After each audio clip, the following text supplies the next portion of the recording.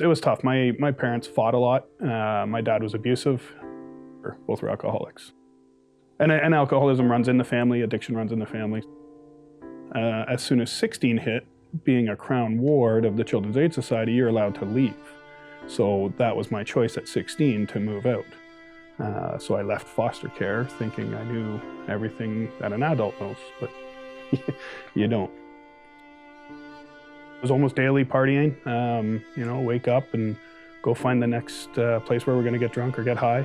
So it was just drinking and, pot, acid when I was younger. The addiction side it's like a demon that just won't let go. You lie to yourself that you can keep maintaining it. It's like not putting oil in your car. It's only gonna run for so long. At that stage in the life, it was going to be steeper stairs that I would have been going down. It was the gateway drugs had opened up, and here I was, sort of precariously balanced on the edge.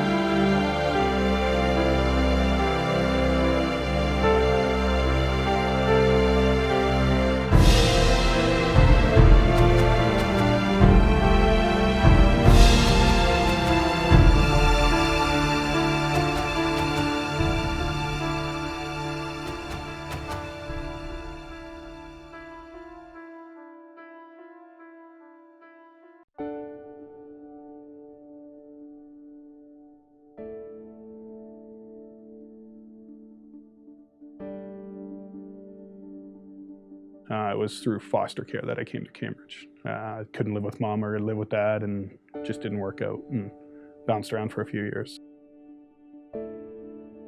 I never had that closeness. I never had a parent to go talk to, or what about this, or I never had stability. After grade 4, the grade 5 it was 3 schools, and grade 6 was 2 schools. So I never had a core group of friends. I never had a core teacher-student relationship or family relationship. So building those relationships I would long to have. Tell me the first time that you drank or did drugs. Grade 3 was the first time. I was in Milton, and I was cutting through an alleyway, and there was these 2 rocker dudes listening to Black Sabbath in this little alcove of a alley, and they offered me a beer, and it was 2 beers, and that was a very wobbly ride home. Really, grade 5 is where it started to become a little bit more regular. Just smoking marijuana and that kind of thing. Started smoking cigarettes too. I remember lots of alcohol around the house. That's really all I kind of remember, just empty bottles and, lots of liqueur. And I never knew there was, people that made good money and held a higher social circle. I didn't know that. I thought it was jean jackets and Iron Maiden patches my whole life.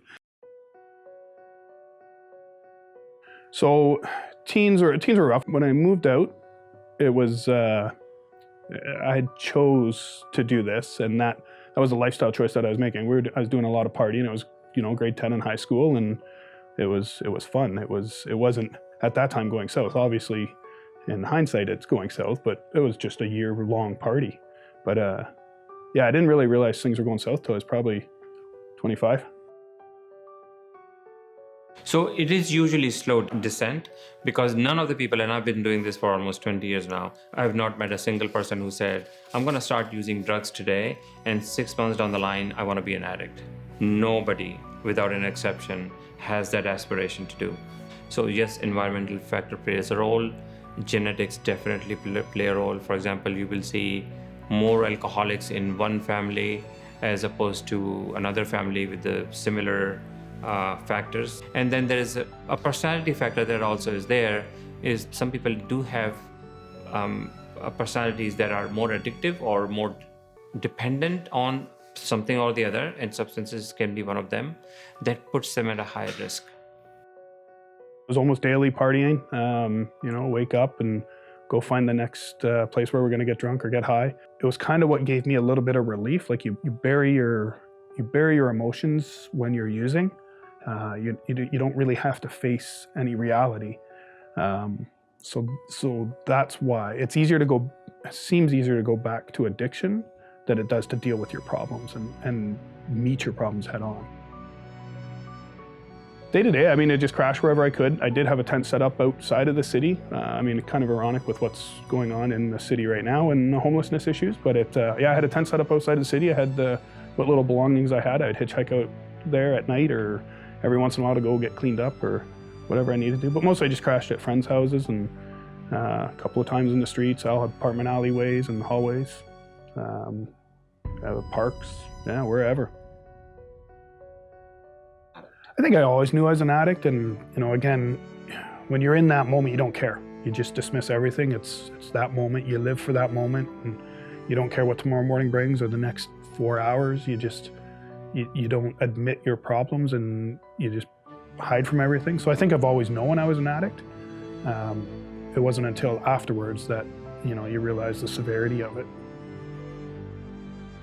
So these negative behaviors will in turn have negative consequences. And when the consequences accumulate to a point where you can't afford them anymore, and then you reflect and you say, I gotta stop this, I gotta get some help. 17 years ago this December, I hit rock bottom. I had a car crash, and there's drinking and driving charge or some other criminal charges, and it was just kind of like, I can't do this on my own. I need help. So I was able to check myself into a outpatient rehabilitation clinic at Homewood in Guelph. Cycling's always been there. I've always ridden around on bikes. Even in foster care, I remember I was always one to go for long rides. I think a bike can enable you to wander and explore, and whether you're exploring the terrain or exploring yourself, they work together. When I came out of addiction, there are suggestions on what to do and follow-up programs and this and that. The follow-up programs weren't working for myself, but I had that clarity of if I go back, that's the end. Like, I just knew, for me, I was lucky enough to know that even just to partake a little bit, it would be the end again. It was day to day. I journaled a lot. I distanced myself from the people that I used to hang out with. And I just really tried to focus on staying motivated for cycling. Exercise produces benefits, far more benefits than substance use. Maybe not the immediate benefits that some of the drugs might give you, but in general, if you can engage in exercise and pay attention and attune to the health benefits and the mental health benefits of social benefits, all of those benefits, we tend to see people engaging in more exercise, and the rest of the sort of substances end up going down. Anytime out on the bike, that was when the sort of freedom was there. It was a different type of high, but a positive high. And when I was out, that was the moment of clarity, and that's when I could think and say, okay, this is what keeps me alive. It's not the drugs or the alcohol. This pushing myself is what's keeping me alive. It's like any sport. You can bury yourself in your hurt and your pain if you want to, and sort of erase it for that moment. And I think the head down and the handlebars is a good thing for myself, to be able to push myself that way. You can use that to kind of counter or offset the hurt and the pain that you did have. I remember those rides, and I remember building my bike around my new adventure, trying to stay clean. So I chose the parts that would reflect what I wanted and what I valued in the cycling world at that point. It was sort of my friend during that time. The bike is a great spot for you just to be alone with your thoughts. Some people meditate. I feel like that's where I meditate. Propelling yourself forward, you're in control. Your destination, or your journey, or the speed you want to travel, or whatever you want to see. You can kind of like reel things in, and so everything's spiraling out of control, and you can have a little bit of control, even for that little bit of time. The physical exertion, the harder you go, I would say the better you feel. It's kind of like a pat on the back. You've done well. You did something, so it's your little reward. So I would say I'm chasing that all the time. I would say when I'm down or upset or, struggle, that's where I go. That's my shrink, or that's my therapist, is my bike. People are always waiting for something, it's, I gotta wait till I get in shape, or I have to have the right equipment, or I gotta whatever. And I'm like, no, I would say the quicker you put yourself out there and begin is the better. So I would say begin, start, take action, move. When addiction is removed, it's a weight that's lifted off of you. Like, you don't have that burden, you don't have that ball and chain that's chasing you around. At that time, I met Meredith, my wife, and we started hanging out. She wanted to get into cycling, and she'd seen it out in Whistler a little bit. It was just kind of starting out there, and she saw that I rode, and so she introduced herself and said, let's go for a bike ride one day, and that's sort of where it started. We did an East Coast bike tour down to Newfoundland and back, and then we were looking on what to do, what career we wanted to head down, and we opened the shop here. Where I am today, it's what can I do to make things good, whether it's in somebody else's life or in my life or my children's life. I like being able to have the bike and the human side of things mesh into one, and be able to create art out of that, if you could label it as art. The flip side of it is I've been able to introduce my family to it. I've been able to introduce, thousands of people to cycling. And I would hope that, again, they get out and enjoy the true meaning of what cycling is, and that is enjoying yourself. It's a good community. There's you get along with everybody at the races, and you get to make those relationships and see them. So that's kind of like the extended family for me, the cycling community. Anytime you put somebody on a bike, whether they know it or not, they're gaining freedom.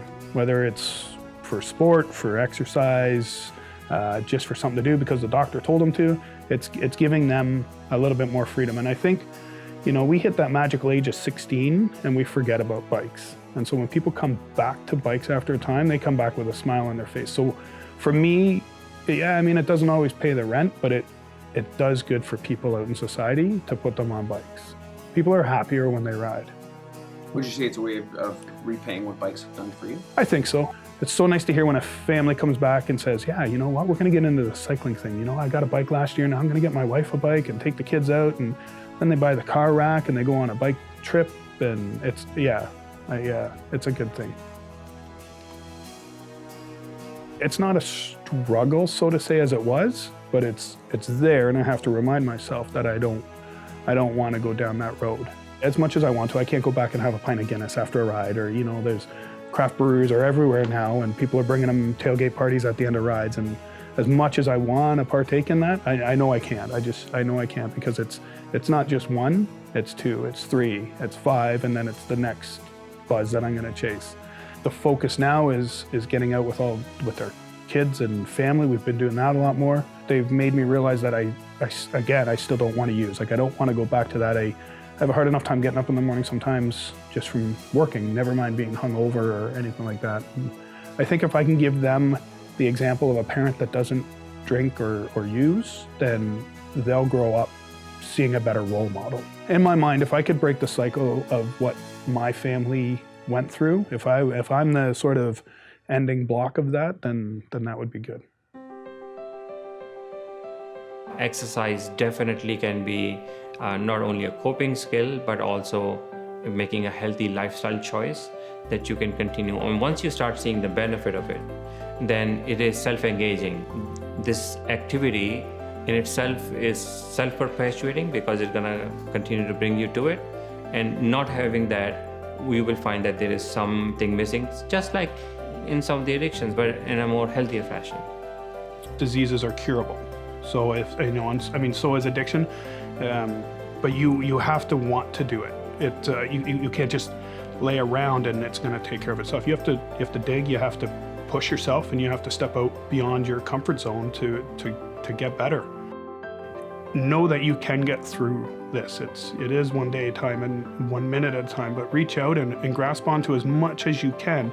Eventually, you'll cling on to something, hopefully, and that'll pull you out of the darkness.